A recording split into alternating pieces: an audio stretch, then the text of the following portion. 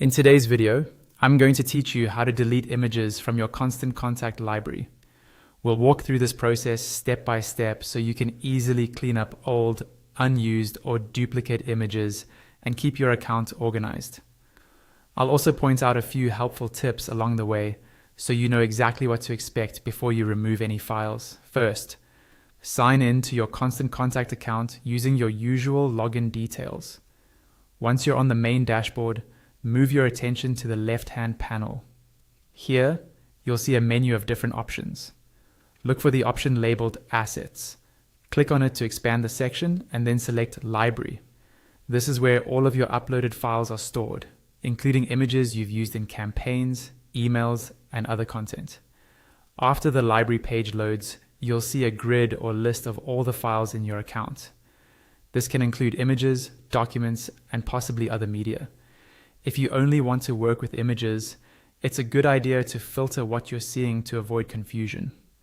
To do that, again, look over to the left-hand side of the screen. You should see filtering options that let you narrow down the file types. Click on Images. Once you select that, give the page a moment to reload. When it finishes refreshing, the library will now show only image files. This makes it much easier to find the specific pictures you want to remove. Now, scroll through your image library until you find the image or images you'd like to delete. Take a moment to double check that these are files you truly no longer need, especially if you've used them in past campaigns. Deleting an image will remove it from your library, and you may not be able to use it again unless you re-upload it. Next, look at the row for the image you want to delete. On the right side, you'll see an Actions column. Within that column, find the trash can icon, which represents delete. Click on the trash icon. When you do this, a pop-up window will appear on your screen. This pop-up is a reminder and confirmation message that explains what happens when you delete the file. Read it briefly to make sure you're comfortable proceeding. Once you're ready, click the Delete File button in the pop-up.